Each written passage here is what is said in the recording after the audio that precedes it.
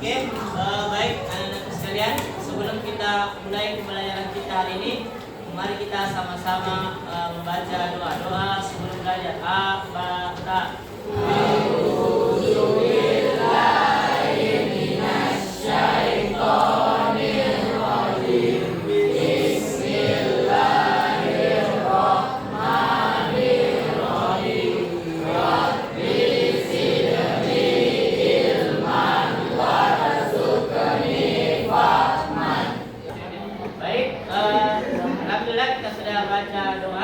Selanjutnya kita literasi Al-Quran dengan membaca surah Wal-Asri. A-ba-ta.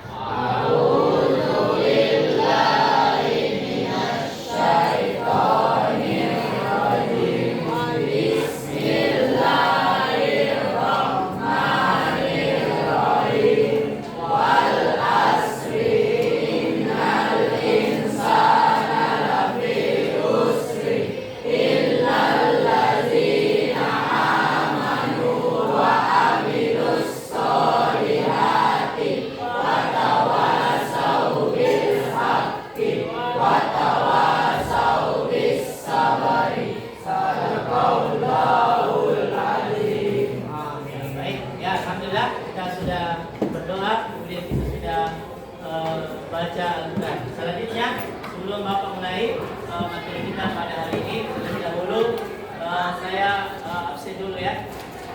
Pertama, atas nama Aisyah ada? Ada ya. Kemudian Anissa Reski Nukra ada. Kemudian Ahmad Maulana oke, ada. Alhamdulillah ya. Baik anak-anak sekalian, untuk kali ini ya kita pelajaran kita tentang macam-macam syu'abul iman. Ya, sebelum masuk ke materi, Bapak ingin sampaikan bahwasanya mempelajari agama Islam ini atau mempelajari materi pendidikan agama Islam ini sangat penting. Ya, kenapa? Karena pembelajaran agama Islam ini membuat kita menjadikan kita bisa selamat, bukan hanya di dunia, tapi selamat di akhirat. Makanya kita harus senantiasa bersemangat ya ketika mempelajari pendidikan agama Islam. Oke, kan? Yang lalu kita sudah pelajari ya tentang syu'abul iman. Apa itu syu'abul iman? Ada yang tahu? Oke, silakan. Oke, bagus ya. Kemudian ada lain? Sebagaimana Nabi itu ya, bagus ya. Jadi ini ya. Dan lalu kan sudah dijelaskan tentang syu'abul iman atau cabang-cabang iman. Sekarang kita mau masuk di materi tentang macam-macam syu'abul iman. Oke, sebelum kita masuk ke macam-macamnya, terlebih dahulu kita lihat dulu ayatnya. Ya, dalam Quran surah apa? Surah Al-A'raf ayat ke berapa? 54. Oke, boleh kita ya sama-sama lagi kita literasi lagi Al-Quran. Kita baca sama-sama. A-ba-ta. A'udzu billahi minasy syaithanir rajim. Bismillahirrahmanirrahim. Inna rabbakumullahul ladzi khalaqas samawati wal ardi fi sittati ayyamin tsumma stawa 'alal arsy yughshil lailan nahara hasiban wasyamsa wal qamara wan nujuma musakhkharatin bihamdi ala lahul khalqu wal amru tabarakallahu rabbul alamin. Oke.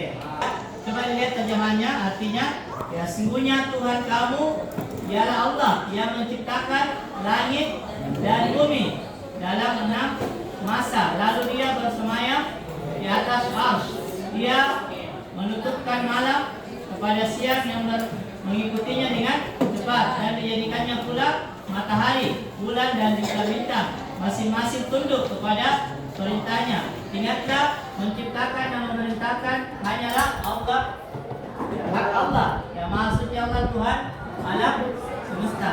Ini di sini kita akan menjelaskan tentang hukum nun tasdid. Apa itu hukum nun tasdid? Ya, kalau ketika misalnya ada huruf na mati atau kita lihat ada huruf yang barisnya di atas dua begini, ya ada namanya fathatain, kalau di bawah namanya kasratain, kalau yang di atas 9 dengan namanya domatain. Nah, sekarang kita masuk di bacaan ikhfa. Ya, yang mana itu bacaan ikhfa? Ya, ikhfa sendiri tampak jelas bahwa bacaan yang sama-sama antara izhar terang dengan idgham memasukkan pada yang lain disertai dengung ketika mengucapkan nun mati atau tanwin. Ya, jadi ketika misalnya ada nun sukun, ya ada fathatain, kasratain, domatain ketemu dengan hurufnya ikhfa. Ya, hurufnya ikhfa ada berapa? Ada yang tahu? Ya, ada jumlahnya sekitar 15. Ya. Nah, di sini kita menjelaskan cukup 3 saja ya hurufnya. Nah, yang mana itu? Nah, di sini ada nun sukun ketemu dengan huruf so. Ya. Coba lihat ya, ada nun sukun ketemu dengan huruf so. Dibaca apa itu? Unsurna. Ya. Ya, dibaca unsurna, dia sama-sama. Ya. Ada nun sukun yang mati ketemu dengan huruf so. Ya, jadi unsurna. Kemudian dia contoh lain. Apa contohnya?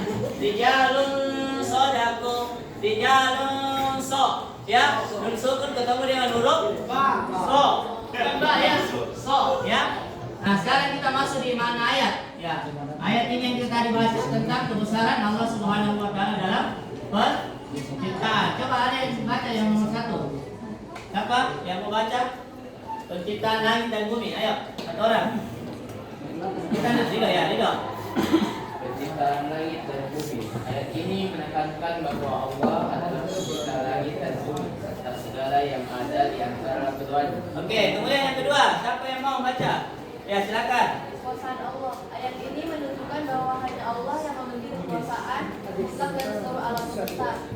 Oke, kemudian yang ketiga, siapa lagi? Ayo, siapa yang baca? Kita baca, silakan.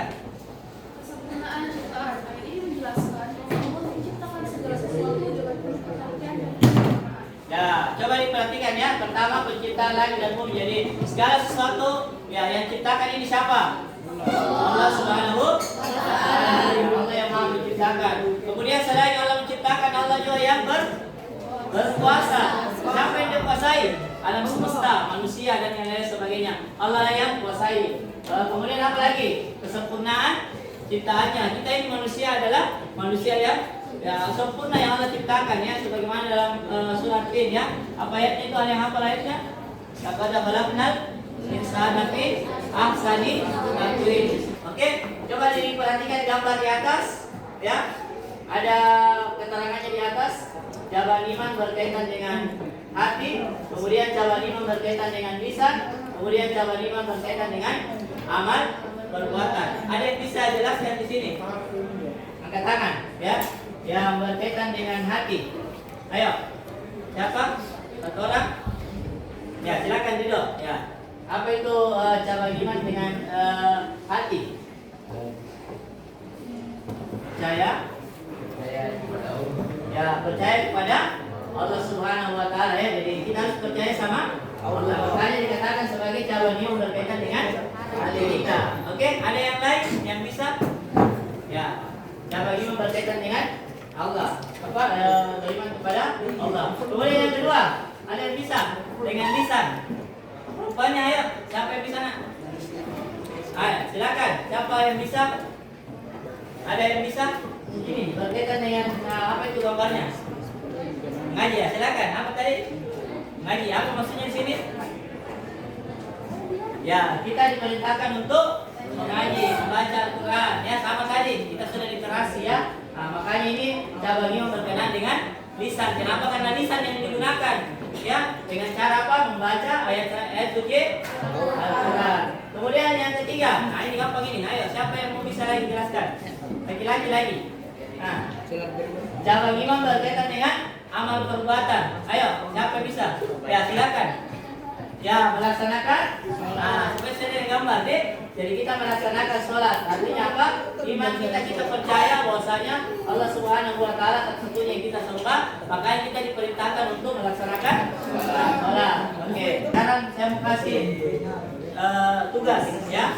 Nah, ini tugasnya. Saya akan bagi 3 kelompok ya, dan setiap kelompok di sini menentukan yang mana hukum-hukum tajwidnya. Ya, paham sini ya? Ya. Jadi pertama saya kasih sini ya.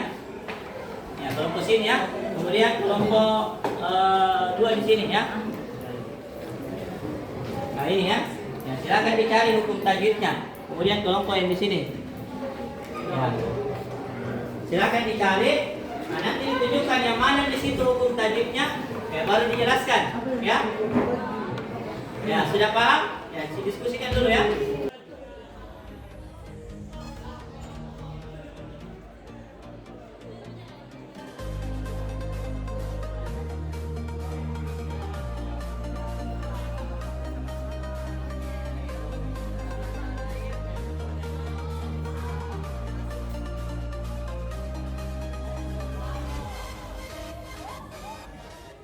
Gimana, sudah diskusi semua? Sudah. Ya? Nah, sekarang saya mau tanya dulu kelompok sini. Apa hukum tajwidnya di sini nanti? Kasal lain. Oh, ikhlas ya, bagus ya. Oke, sudah paham semua sini ya? Oke. Selanjutnya kita masuk ke sini lagi kelompok 2. Ada hukum tajwidnya nah di situ? Ada. Ya. Ikhfa atau dibaca samar-samar yaitu kasratan ketemu dengan merusak. Yang mana contohnya di situ nak? Yang ini. Oke, bagus ya. Jadi sudah paham sini ya? Sudah ada nak? Bacanya di sini tidak berguna Pak. Yang artinya berdekung. Yang mana contohnya situ nak? Tata itu ketemu dengan Papua. Oke, bagus, sudah paham semua ya?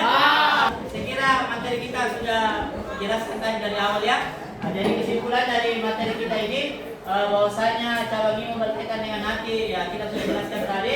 Kemudian cabang iman berkaitan dengan lisan dan cabang iman dengan berkaitan dengan amal perbuatan ya. Semoga apa yang kita pelajari ini bisa kemudian kita amalkan dalam kehidupan kita sehari-hari. Pertemuan kita pada kesempatan ini dengan sama-sama membaca doa kafaratul majelis. Abata.